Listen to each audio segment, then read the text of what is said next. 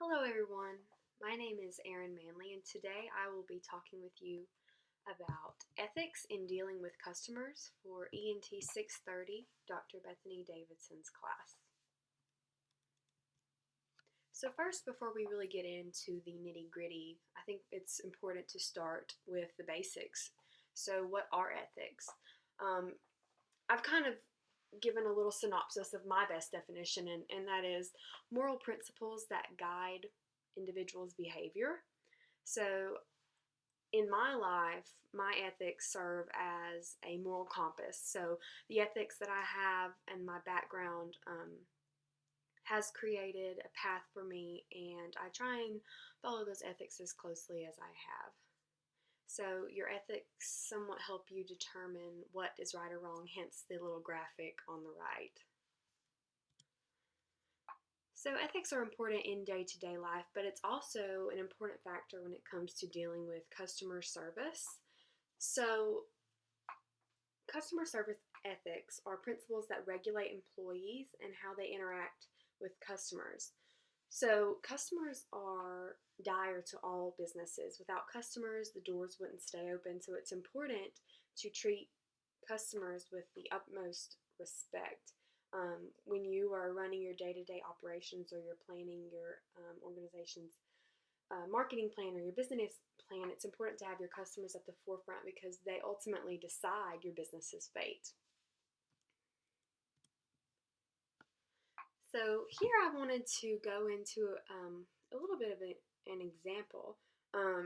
So you can have a good relationship with customers in your ethics as far as dealing with them, or you can have a bad relationship with them. So here on the left we have a car dealer. And I know that for me, something that resonated with me is the typical stereotype with a car salesman.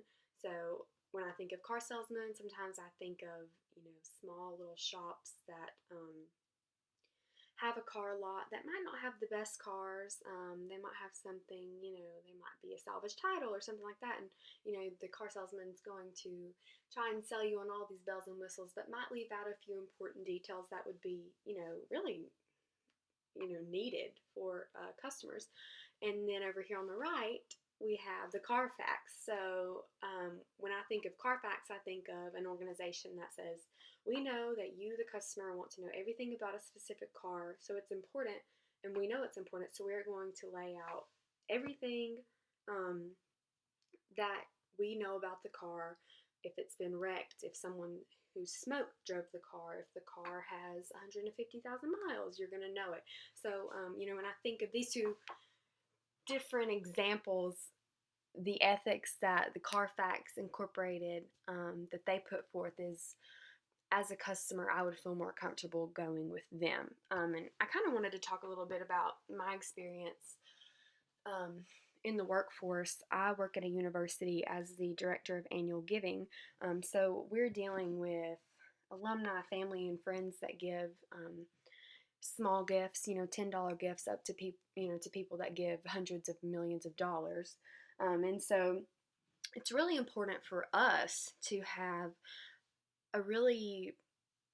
to put forth a lot of importance when it comes to ethics. So these donors, they can make what is called an unrestricted gift, where we can put that money anywhere where the university needs it the most, or they can make a restricted gift and they can specify exactly where they want their money to go. So if they say, I'm going to give $50,000, I want $25,000 designated to the athletic field house, and I want the other 25 designated to student scholarships.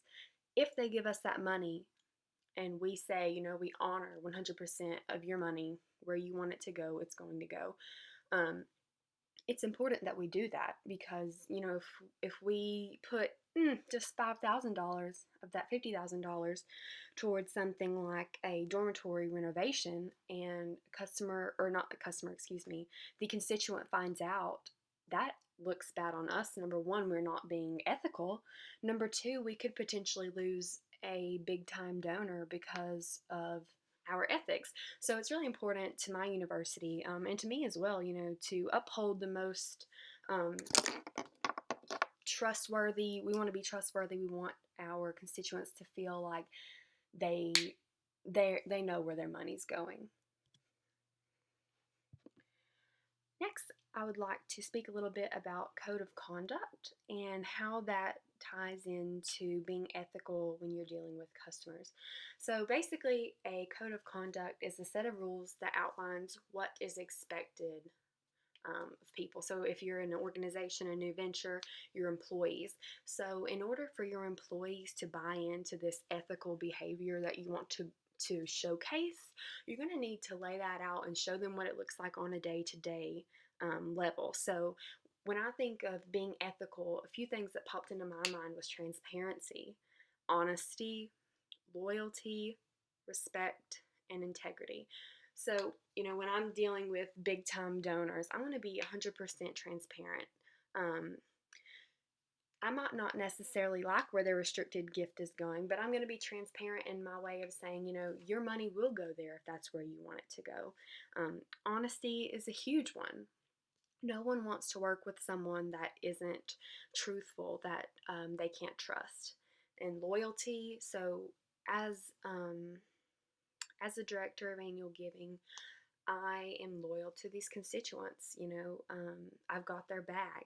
I make these relationships with them, and that's how you should be in every business. Your customers are your source of income, and so they should feel like they can count on you. I used to work in the insurance business, and I don't work from 5:01 to 7 or until 8 o'clock the next day. But if I get a call at 6:30 and I have a customer that has caused a 3-car pileup and needs to get in touch with a claims adjuster, I'm going to go out of my way and help that customer because, I owe that to them. I'm their insurance representative, so that's what I'm going to do. Respect was big with me. Ethics really is a melting pot with all these different components, and respect being one of those. And then lastly, integrity. This is a big one for me. Just knowing how to portray yourself in a way that your customers are going to want to stay with you. And another important thing when dealing with customers and ethics is your anticipation and your proactiveness to a product's problem. So it's important to anticipate things that might go wrong in order to be ready for that when it happens. So it's important to do this to maintain your reputation. So when I was thinking about this and doing my research, 2 companies came to mind, one of those being Toyota. So Toyota, as most of you probably know, is one of the largest car manufacturers in the world, really globally. And I remember about a few years ago, maybe 8 to 10 years ago, Toyota had a major recall with brakes. So I think unfortunately, some customers actually died while they were going down the road. Their brakes went out or wouldn't work. And so Toyota, acting as quickly as possible, issued a recall, stating, if you have this car, come back, let us fix this. It's a huge problem. So they weren't necessarily proactive in this, but they were ready for this if it came, because they were able to get those car fixed before, hundreds of other people were injured. And then I mentioned Chipotle. This company had an issue with their tomatoes being contaminated. People were getting sick, and so they have this process. It's really interesting if you have some time to kind of look into it. But they track where their produce comes from, and then they track where that produce goes.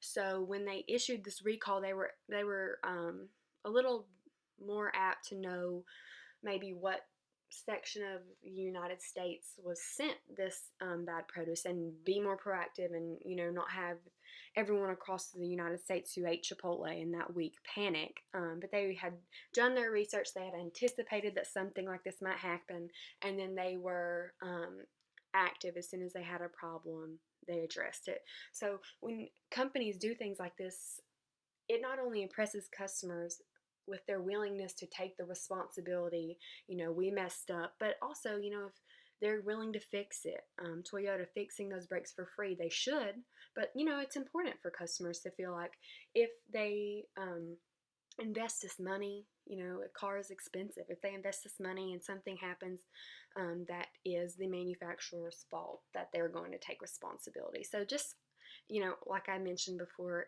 ethics, big picture, portray your business in a way that you would be proud of.